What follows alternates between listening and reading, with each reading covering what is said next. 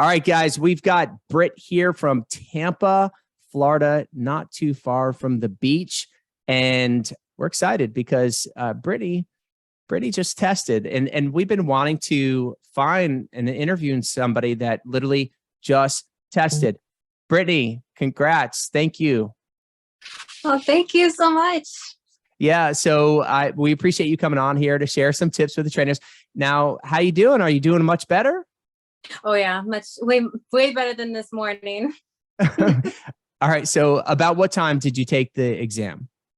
I took it at 9:30 this morning. Okay, all right, awesome, congrats. So Brittany, let's dive right in. Your top tips first, before we get started with that, about approximately how long did you study for? For a good 3 months, really dedicated to it. Okay. And when you did study, about how much time? Did you study for like a half an hour? Did you study for an hour? What was your study? Like 3 hours? What was it like? My mental threshold for studying ranges from an hour or 2.5 hours. And 2.5 hours is pretty much the max? Yeah, that's when the brain starts to kind of shut down and say, okay, you're done for the day. Okay. All right. So what would you say your average was? An hour to 2.5 hours? So about 2 hours, an hour and a half? I think it was more of an hour. Okay. Yeah. About an hour for the last 3 months. And do you have any formal background in exercise science, formal education in exercise science, anatomy, kinese? I can't say I do. I had taken a few classes in college, but I don't have a degree geared towards that. Okay. Okay. Gotcha. All right. Let's jump into it. Tip number 1 from Brittany down in Tampa, Florida. Tell us what's your first tip?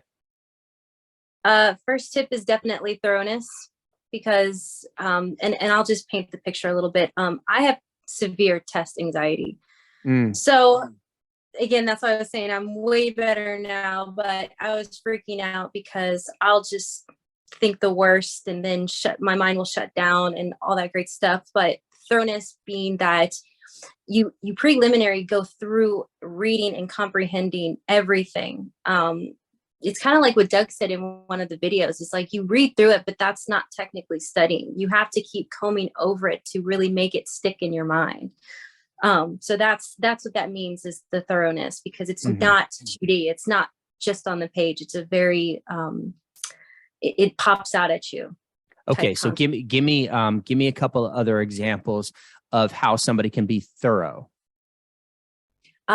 Thorough, I just incorporating certain things throughout your day, thinking outside the box with studying, not just I'm going to sit here and study.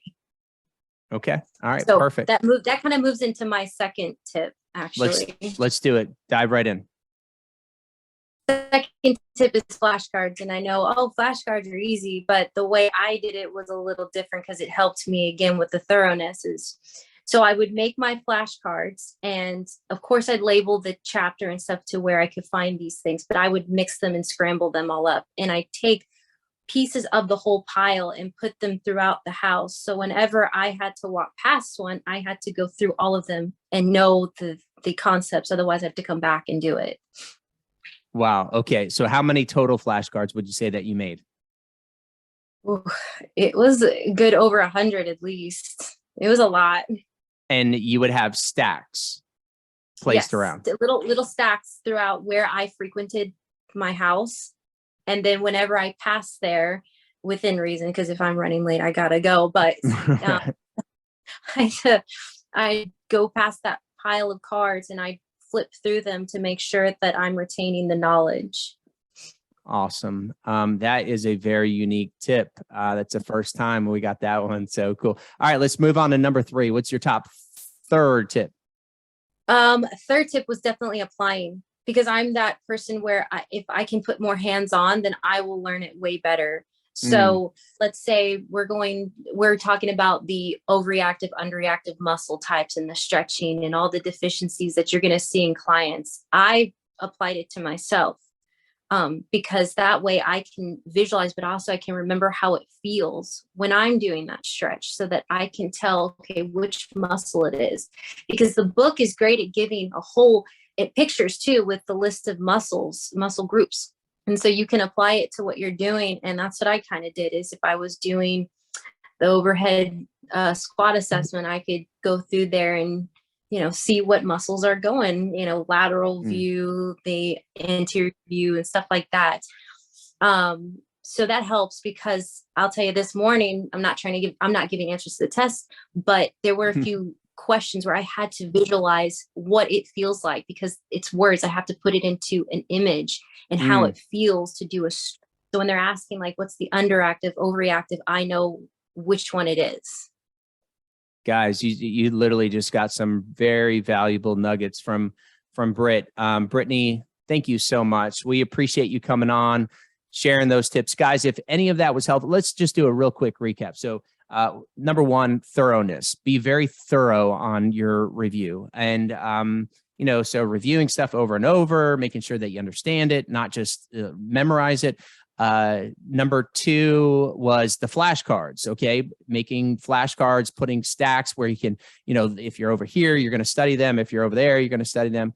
And then last but not least is one that we hear all the time. So I think you should apply this one, is apply the movements, like do it, make sure that you understand. Because as she said in some of the test questions, she really had to understand it in order to get it right. So guys, if any of this was helpful to you, please thank Brittany below. If you have any questions for myself or Brittany, comment those below. Brittany, congratulations again. Thank you so much.